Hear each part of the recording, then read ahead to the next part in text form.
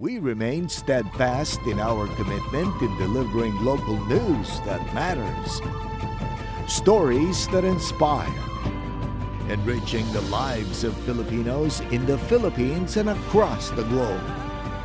This is your GMA Regional TV. Buong puso para sa Pilipino.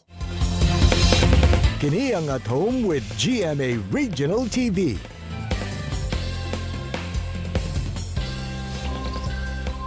Maayong buntag, Southern Mindanao ug South Central Mindanao.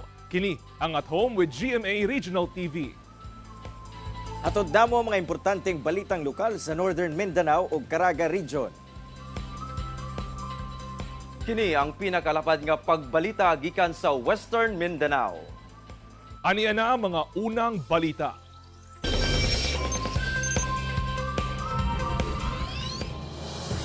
Miubos na ang presyo sa bugas sa Bangkirohan Public Market sa Davao City.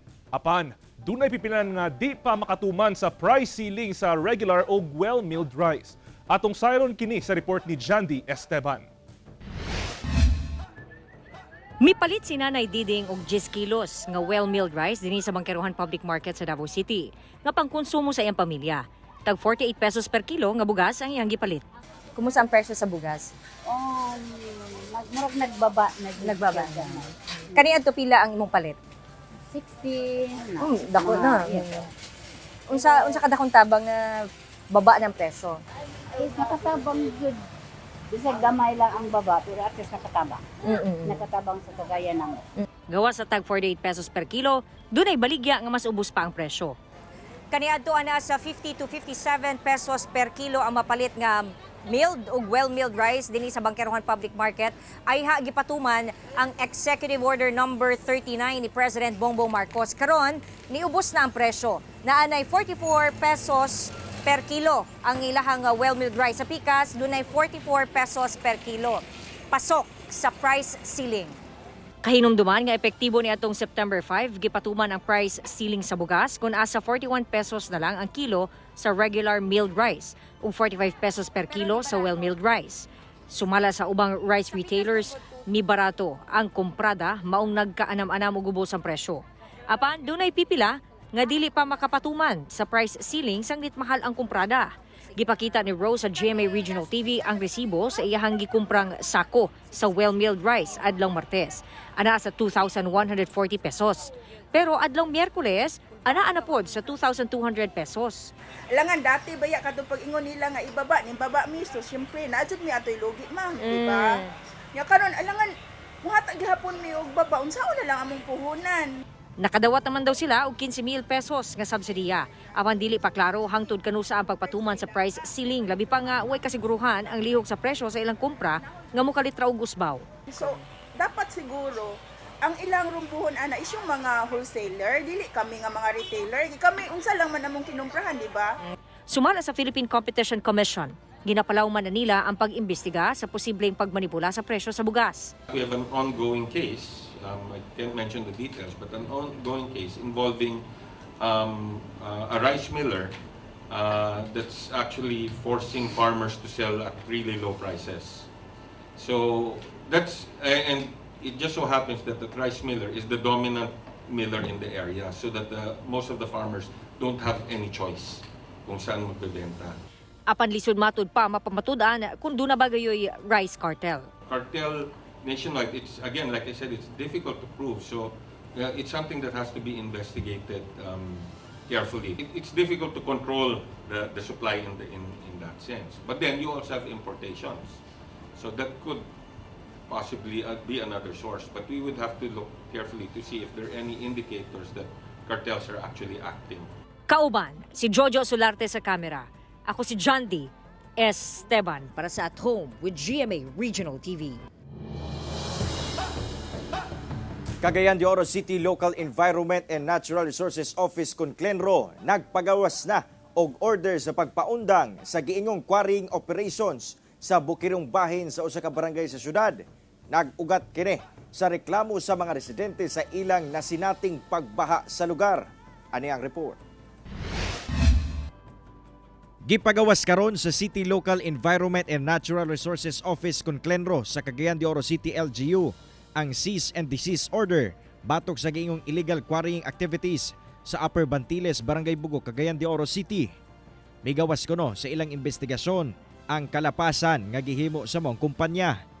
Matud pa, natagaan sila sa Clenro og special transport receipt para sa paghipo sa mga materyales nga nakuha gikan sa desiltation operation sa Bantiles Creek. Apan sa ilang inspeksyon, nakita nga adunay traces of extraction sa earth filling materials butang nga nakalapas sa Section 103 sa RA 7942 o theft of minerals, labi pa nga wala sila quarry permit. Pero ang naitabo is apil ang wala nailabot ilang gihilabtan. So mo tong posible gyud ako kay impuruhan yang katong ilang gihilabtan kung magbaha, kung magulan og kusog, maanod gyud siya dito. Matod sa Clenro nga ila kining nadiskubrihan diyang nagreklamo ang mga residente sa Barangay Bugo sa ilang nasinati nga pagbaha, butang nga gilihok sab sa Committee on Environment ug giimbestigahan sab sa Clenro. Una na sab matud pa gipanghimakak sa kumpanya sa Clenro ang mga pasangil kanila. Although i-deny nila, no, kaya mo na sa opisina kagahap atong Tuesday. Dito sila, ilang i-deny but we have documents, we have pictures kung unsa ang kining sa wala pa sila nagsugod o ang pagsugod nila. Sanglit nagpagawas na og cease and desist order ang City Local Environment and Natural Resources Office sa Cagayan de Oro City LGU. Gibawal na ang bisan unsang aktibidad dining lugara, hilabi na kung may kalabutan sa pagkwari. Karon, ginahanay na lang sa Clenro ang schedule aron malingkuran gayod ang mga angayang himuon sa mong lugar nga dili makaapekto sa kinabuhi sa mga residente sa Barangay Bugo. Pahimang no sa gusto magkwari, no, nga di gyud ta mag-una-una, no, nga maghimo na ta og activity nga wala pa tay permit kay usama na sa atong guidelines sundon nga unsaon nimo paghimo sa imong activity sa imong quarry. Kauban si Jade Gavas sa kamera. Ako si Cyril Chavez para sa At Home with GMA Regional TV. Libuan ka mga deboto ni Senior San Miguel sa Iligan City midagsa sa St. Michael Cathedral alang sa tradisyonal nga pagpakanaog sa patron isip simbolo sa pagsugod sa kapistahan niini. Ang detalye sa report ni James Paulo Yap. Pinaagi sa usa ka santos nga misa, gisugdan sa simbahan ang kasaulugan sa tradisyonal nga pagpakanaog sa patron sa Iligan City nga si Senior San Miguel Arcangel. Pasado alas 5 sa buntag adlaw Miyerkules, usa ka sayaw sa panaadsab ang gipahinungod sa tribong Higaunon. Una pa man gipahigayon ang tradisyonal nga pagpakanaog. Ang tinuig nga pagpahigayon sa tradisyonal nga pagpakanaog sa patron, usa kuno ka pagpahinumdom nga si Senior San Miguel may kanaog sa yuta aron sa pagpanalipod sa syudad sa tanang katalagman. Kailangan sa ulog gamot, isa ka sa ulo sa pagdakpo sa inyong katiliban. Gikan sa usapayano ng parokya, ining simbahan na himong tinahang simbahan sa diocese sa Iligan. Dini sa Iligan City, kapin 70 katuig na ginasaulog ang kapistahan sa ilang patron nga si Senior San Miguel Arcangel. O karong adlaw, usa lang ang tataw, samtang nagkadugay, nagkainitsap ang debosyon sa atong mga kapusong Iliganon. Viva Senior San Miguel! Misunod sabdayon ang prosesyon sa imahin niini palibot sa syudad sa Iligan City. Giduyugan sa libuan ka mga deboto ni Senior San Miguel, gani ang uban kanila. Nagsuot pa og sinina nga susama ni Senior San Miguel, lakip na ang mga bata. Bisan pa man sa kainit sa panahon, wala kini makapugong sa cancer patient nga si Jocelyn nga moapil sa prosesyon. Kada tuig mo kuyog jud ko. Oo, para sa among pamilya. Panad. Si San Miguel hatag putik nas to kanunay. Gauban kag maninte, tagasa tawad to.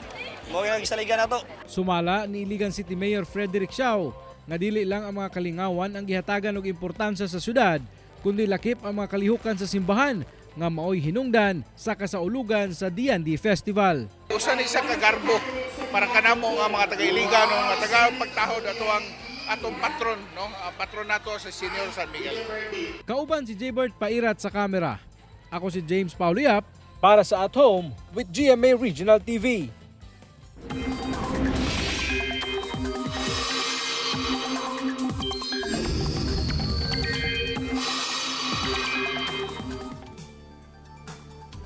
Mga kapuso, wala pa indikasyon nga mapasayo ang pagsugod sa amihan season. Sumala sa pag-asa. Sumala sa pag-asa nga wala pa indikasyon sa transition kung hinay-hinay nga pagpuli sa panahon human nagkahinay na ang habagat. Kasagaran kuno sa katapusan sa Oktubre nagasugod ang amihan.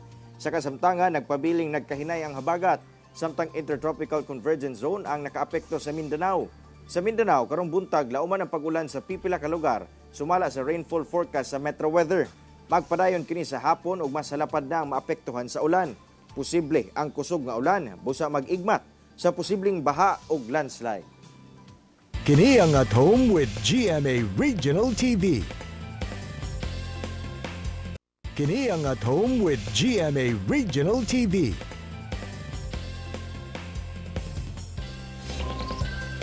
A lovely morning mga kapuso! Ganahan ba mo nga mukaon og exotic food? Well, karong buntaga atong tilawan ang gibida nga putahe sa apan-apan o grasshopper. Dungan kita nga maglaway sa food trip ni Kapusong Abi Caballero nga live karon dinha sa Polomolok, South Cotabato. Abi, nahurot na ba nimo na og gaon? Maayong buntag, Kent! Maayong buntag, mga kapuso! Sa mga nananaw diha karon, ubani ko ninyo, mag-food trip ta karong buntaga din hilang sa Polomolok, South Cotabato. Pinasahi ang atong food trip karon. Kaila ba mug-apan o mas na ilang grasshopper? Kana ang atong kaunon taod-taod. Syempre, ato sang sayron kung paunsa ba ginaluto ang apan. Karong buntaga mga kapuso atong makauban si Ate Ellen, ang usa sa mga nagapamaligya og apan dinhi sa Polomolok. So, iyatang tudluan kung paunsa ba lutuon kining apan. So, Ate Ellen, unsa ba tong first step kini na marinate naman ni siya, no? Tapos ilunod sa mantika nga daghan kaayo siyang mantika para Okay, so sige Ate Ellen. Ayan. So dapat bukal na gyud ba siya ang mantika, Ate Ellen, or okay ra nga dili pa kaayo? Okay, basig mo siga baya ang mantika. So kadto mga kapuso, no, sumala ni Ate Helen, kinahanglan sakto daw gayod ang kalayo, dili tantong hinay, dili pod tantong kusog aron masiguro nga maluto pag-ayo ang atong apan. Mga 30 minutes lang mga kapuso, luto na daw ni siya. Ato nang gina-prepare karon mga kapuso ang sili nga atong ibutang taod-taod sa atong ginaluto nga apan.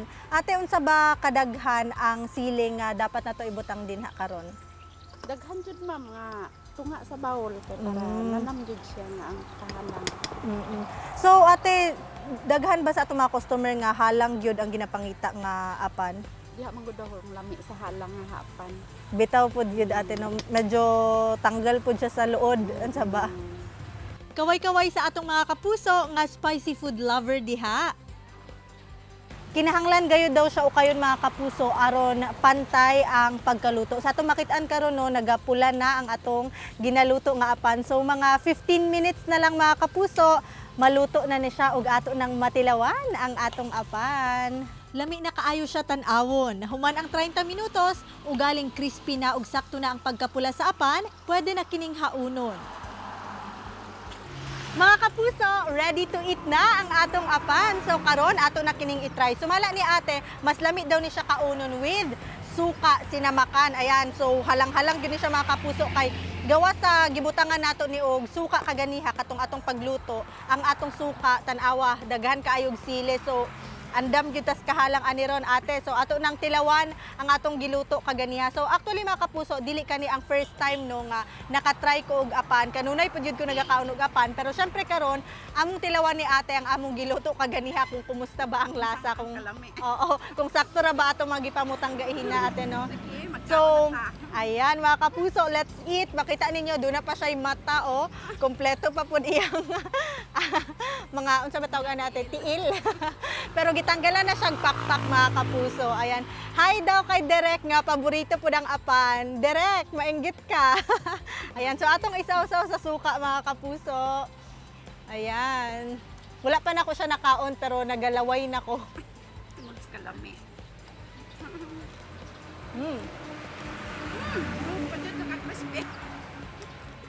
Grabe ka crispy.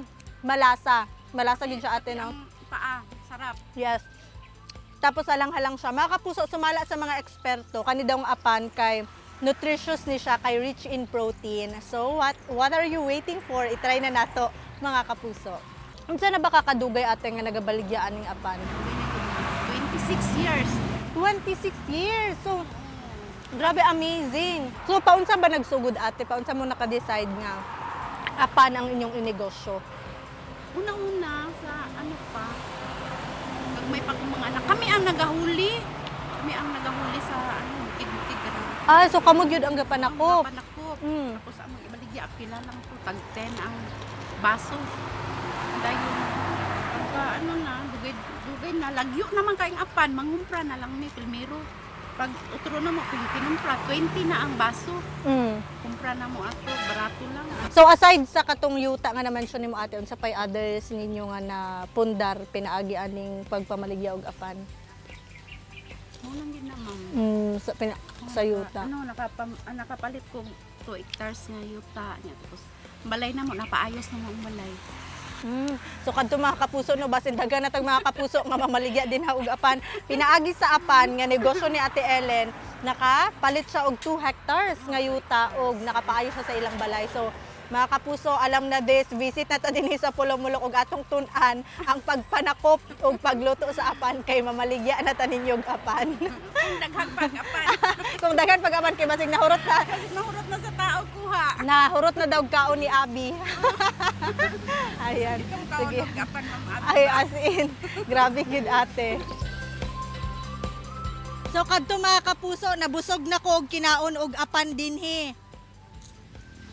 Lami gyud kaayo. Kinsa na mga naglaway din ha? Kamo din ha sa studio, kamusta? Kabalo ko, daghan gyud mo ang kakaunon na og apan din ha. So kadto mga kapuso no, gawa sa nabusog ko sa atong food trip karong buntaga, na-inspire sab ko sa istorya nila Ate Helen nga sa 26 ka tuig nila nga pagpamaligyaw og apan, sila duha sa iyang bana nakapundar gayud sila. So hinaot nga kamusab na inspire sab mo sa ilang storya karong buntaga. Daghan kayong salamat mga kapuso og ubani ko ninyo hangtod sa atong sunod nga food trip. Balik ko sa din ha sa inyo sa studio nga nang hinam-hinam na og apan.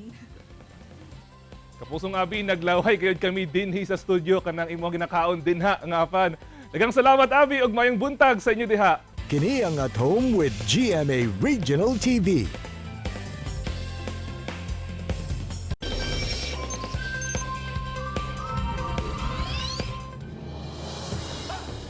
Usa ang patay human giyapak og kusog nga buhawi ang Jiangsu province sa China.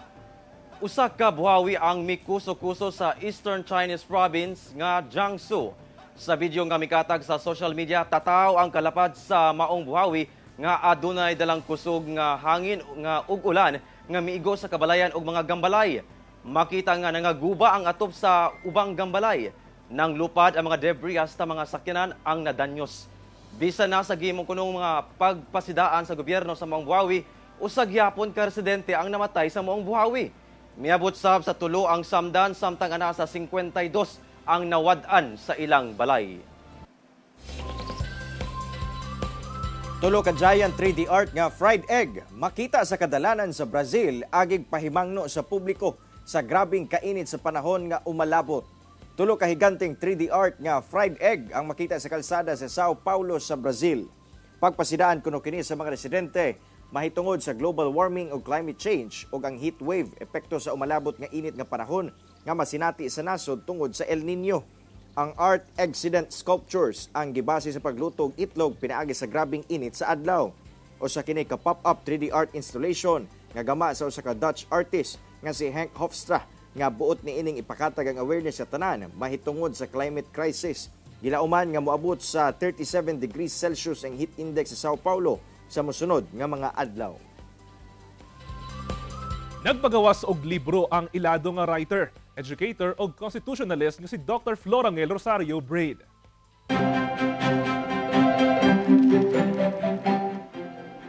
Mao kana ang tagpo, right place, right time, nga nagistorya sa personal o professional journey ni Braid. Giisgutan sa libro ang pagsalmot ni ini sa nagkadaiyang national o international initiatives. Gawa sa usa ka writer, si Dr. Braid usasab ka pintor o eksperto sa komunikasyon ug media. Co-founder sab siya sa Asian Institute of Journalism and Communication nga gimugna ni atong 1980 sa nasod. Ang halin sa libro paingon sa scholarship sa mga kabataan o community journalist nga buot mokuha og kurso o masteral sa journalism. Pipila ka operator sa mga electric motor vehicle sa Zamboanga City mialma sa planong bawalan sila sa Land Transportation Office nga mag-operate sa public road sa syudad. Ani ang dugang detalye. Kamatikda na ang pagdaghan sa electric motor vehicles nga naga-operate sa national road sa Zamboanga City sama sa electric trikes o e-trikes. Dini sa mga national road sa Barangay Suterbil ug San Jose Gusu, sagad kining gamiton isip pampasaherong sakyanan. Matod sa LTO9, bawal mag-operate sa public road sa maong klase sa sakyanan base sa Administrative Order 2021-39. Gilaraw sa ahensya nga pahugtan ang regulasyon sa paggamit og electric motor vehicle sa syudad. Butang nga nakahatag og kabalaka sa mga e-trike operators kay posible matud pa nga dili makahatod og pasahero ang mga e-trike kung kinahanglang moagi sa mga national road. Po sir, baka mahirapan na kayo magtrabaho ng gaya. Ito na lang yung namin, yung trabaho namin sir. Bigas-bigas lang man yun sa amin. Kung pinagbawalan kami, kompleto naman kami sa lisensya. At saka hindi naman ito transportation, e-bike lang to.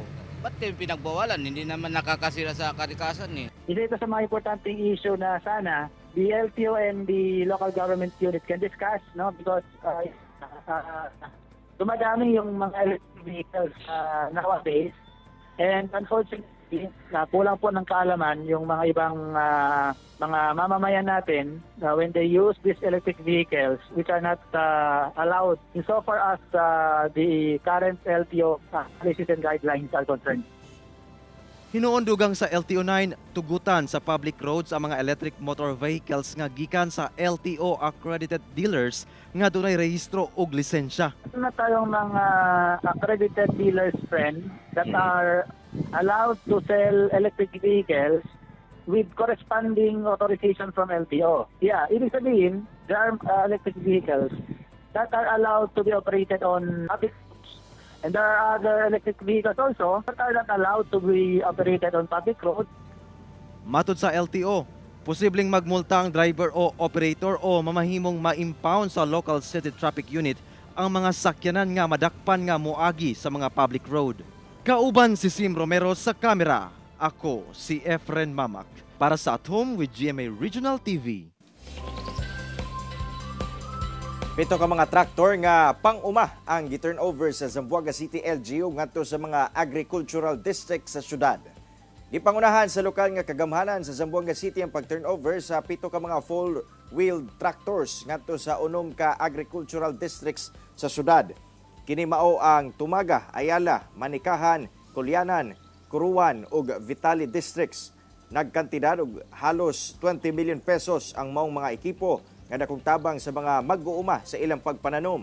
Sumala sa City Agriculturist Office ang maong hinabang usa ka mechanization intervention sa LGU alang sa sektor sa agrikultura aron mas mapalambo pa ang food security sa syudad. Gipainomduman sa Health Authority sa Zamboanga City ang mga hingtungdang ahensya kalabot sa safe sex tungod sa nakadaghang kaso sa teenage pregnancy ug sexually transmitted diseases sa dakbayan. Ana na sa 79 ang kaso sa HIV sa Zamboanga City gikang January kutob June 2023 ug tulo na ang namatay. Sumala sa Zamboanga City Health Office ug Department of Health. Busa, gipakusgan sa mga ahensya ang kampanya kalabot safe sex. Atol sa Safe Sex Forum nga gipahigayon sa Barangay Tetuan nga gitambungan sa mga opisyal sa barangay ug sangguniang kabataan, mga magtutudlo ug nurse, gipahinumduman ang kabataan nga duna sila'y kadangpan. Kiniuman sumala pa, nagkabata ang kaso sa teenage pregnancy kung asa duna na 9 anyos nga nakasinati na og sexual encounter. Busa nagtukod og adolescent health corner ang mga barangay health centers aron tabangan ang mga kabataan. Actually, we have an adolescent corner in our health centers. We don't outrightly give the contraceptives because more than that, we have to do assessment. We have to do counseling if ever there's a problem, no, that has to be addressed. And Contraception comes later, no? That's not the first thing, like you just go there and get the contraception. Hindi. Kasi ang gusto natin, yung layunin talaga natin is to assess muna kung ano yung kailangan ng adolescent natin.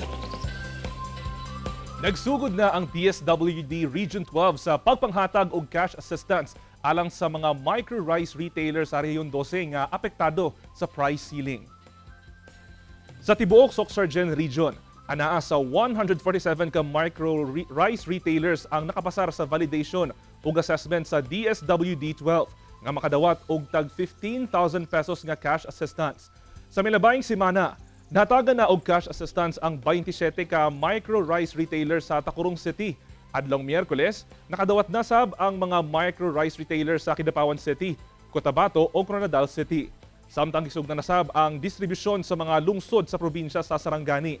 Ang moong cash assistance gikan sa DSWD ilawom sa Sustainable Livelihood Program Economic Relief Subsidy alang sa mga micro-rice retailers nga naapektuhan sa pagpatuman sa Executive Order No. 39 nga nagmando sa pagbutang og price cap sa bugas nga anaa sa 41 to 45 pesos ang regular ug well-milled rice.